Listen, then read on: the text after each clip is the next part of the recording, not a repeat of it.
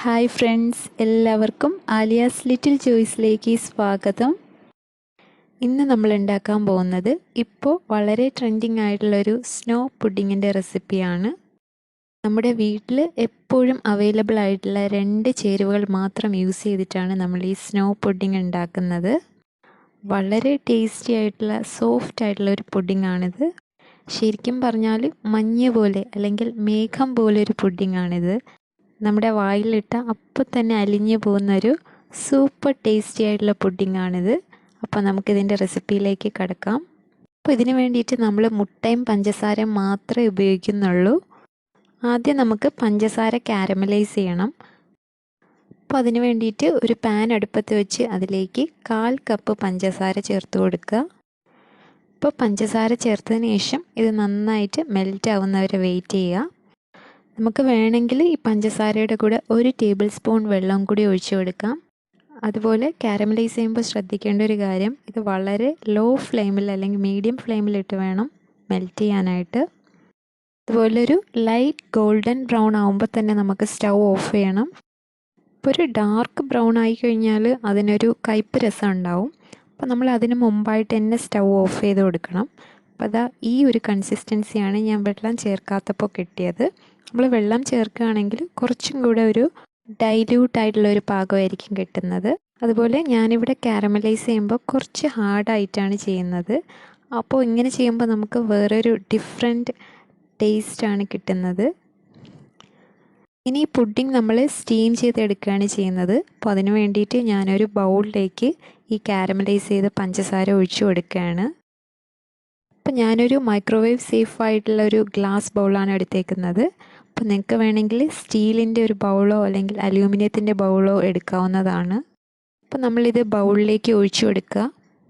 അപ്പോൾ ഞാനിവിടെ ഹാർഡായിട്ട് കാരമലൈസ് ചെയ്തത് കൊണ്ട് തന്നെ ഇത് കണ്ടോ ഇങ്ങനെ സ്ട്രാൻഡ്സ് ആയിട്ട് വരുന്നത്. അപ്പോൾ ഇങ്ങനെ വരുമ്പോൾ പുഡിങ്ങിന് വേറൊരു ലുക്കാണ്. അത് കിട്ടാൻ വേണ്ടിയിട്ടാണ് ഞാനിപ്പോൾ കുറച്ച് കട്ടിയായിട്ട് ഇങ്ങനെ കാരമലൈസ് ചെയ്തത്. ഇനി നമുക്ക് വേറൊരു ബൗളിലേക്ക് മുട്ടയുടെ വെള്ള ബീറ്റ് ചെയ്തെടുക്കാം. അപ്പോൾ ഞാനിവിടെ 2 മുട്ടയുടെ വെള്ളയാണ് യൂസ് ചെയ്തിരിക്കുന്നത്. നമ്മളിതിന് മുട്ടയുടെ മഞ്ഞ യൂസ് ചെയ്യുന്നില്ല. മുട്ടയുടെ വെള്ള മാത്രം യൂസ് ചെയ്യുന്നതുകൊണ്ട് തന്നെ ഈ പുഡിങ്ങിന് നല്ല വൈറ്റ് കളറാണ് ഉണ്ടാവുക. അതുപോലെ മുട്ടയുടെ മണവും അധികം ഉണ്ടാവില്ല. ഇനി നമ്മളിതിലേക്ക് ചേർക്കാൻ പോകുന്നത് 1/4 കപ്പ് പഞ്ചസാരയാണ്. അപ്പോൾ നിങ്ങൾ ഹാൻഡ് വിസ്കാണ് യൂസ് ചെയ്യുന്നതെങ്കിൽ പഞ്ചസാര പൊടിച്ചിട്ട് വേണം ചേർക്കാനായിട്ട്. അപ്പോൾ ഇലക്ട്രിക് ബീറ്റർ ആയതുകൊണ്ട് ഞാൻ പഞ്ചസാര അങ്ങനെ തന്നെ ചേർക്കുകയാണ്. ഇപ്പോൾ 1/4 കപ്പ് പഞ്ചസാര ചേർത്തപ്പോൾ എനിക്ക് മധുരം കുറച്ച് അധികമായിട്ടാണ് ഫീൽ ചെയ്തത്. മധുരം കുറവ് വേണം എന്നുള്ളവർക്ക് 2 ടേബിൾ സ്പൂൺ ചേർത്താൽ മതിയാവും. ഇനി നമുക്ക് 1 ടീസ്പൂൺ വാനില എസൻസും കൂടി ചേർത്ത് കൊടുക്കാം. വാനില എസൻസ് ഓപ്ഷനിലാണ്, നിങ്ങളുടെ കയ്യിലുണ്ടെങ്കിൽ മാത്രം ചേർത്താൽ മതി. അപ്പോൾ ഇതൊരു ഇലക്ട്രിക് ബീറ്റർ ഉപയോഗിച്ചിട്ട് നന്നായിട്ട് നമ്മൾ ബീറ്റ് ചെയ്ത് കൊടുക്കുകയാണ്. ഇലക്ട്രിക് ബീറ്റർ ഇല്ലയെന്നുള്ളവർ ഹാൻഡ് വിസ്ക് ഉപയോഗിച്ചിട്ട് ചെയ്യാവുന്നതാണ്. അപ്പോൾ അങ്ങനെ ചെയ്യുമ്പോഴും നമുക്ക് നല്ല സോഫ്റ്റായിട്ട് കിട്ടും. അപ്പോൾ നമ്മൾ ബീറ്റർ ഉപയോഗിച്ചിട്ട് വളരെ ഫ്ലഫി ആയിട്ട് ഈ ഒരു കൺസിസ്റ്റൻസിയിലാണ് നമ്മൾ ബീറ്റ് ചെയ്തെടുത്തിരിക്കുന്നത്. ശരിക്കും നമ്മളൊരു സ്പൂണിൽ നിന്ന് എടുക്കുമ്പോൾ അത് വിട്ടു പോവാത്ത രീതിയിലുള്ള കൺസിസ്റ്റൻസിയിൽ വേണം എടുക്കാനായിട്ട്. ഇനി നമ്മൾ നേരത്തെ കാരമലൈസ് ചെയ്തിരിക്കുന്ന ആ ബൗളിലേക്ക് ഇത് ഒഴിച്ചു കൊടുക്കുക.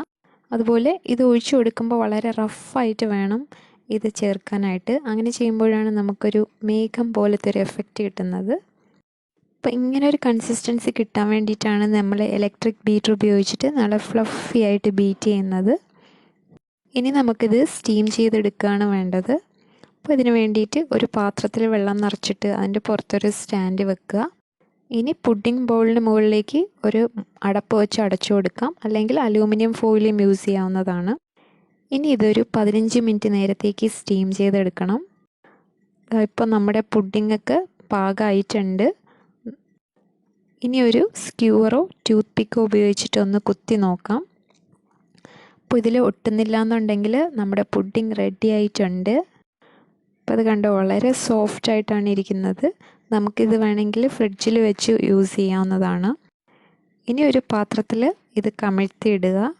ഇത് ഫ്രിഡ്ജിൽ തണുപ്പിച്ച് ഉപയോഗിക്കുകയാണെങ്കിൽ കുറച്ചുകൂടി നല്ല ടേസ്റ്റാണ്. ഇപ്പോൾ നമ്മുടെ സ്നോ പുഡിംഗ് കണ്ടോ, ശരിക്കും പറഞ്ഞാൽ കാരമലൈസ്ഡ് ലാവ പുഡിംഗ് പോലാണ്.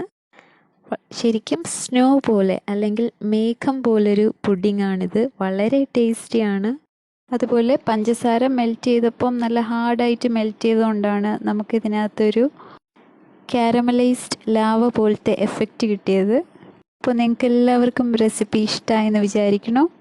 ഇഷ്ടമായെങ്കിൽ നിങ്ങളുടെ ഫ്രണ്ട്സിനും റിലേറ്റീവ്സിനും ഒക്കെ ഷെയർ ചെയ്ത് കൊടുക്കുക. അതുപോലെ ഈ ചാനൽ സബ്സ്ക്രൈബ് ചെയ്തിട്ടില്ലെങ്കിൽ പ്ലീസ് സബ്സ്ക്രൈബ് ബട്ടൺ അടുത്തുള്ള ബെല്ലൈക്കണും കൂടി ക്ലിക്ക് ചെയ്യുകയാണെങ്കിൽ ഞാൻ വീഡിയോസ് അപ്ലോഡ് ചെയ്യുമ്പോൾ നിങ്ങൾക്ക് അപ്പം തന്നെ നോട്ടിഫിക്കേഷൻസ് കിട്ടും. അപ്പോൾ മറ്റൊരു റെസിപ്പിയായിട്ട് കാണുന്നവരേക്കും stay blessed and thanks for watching.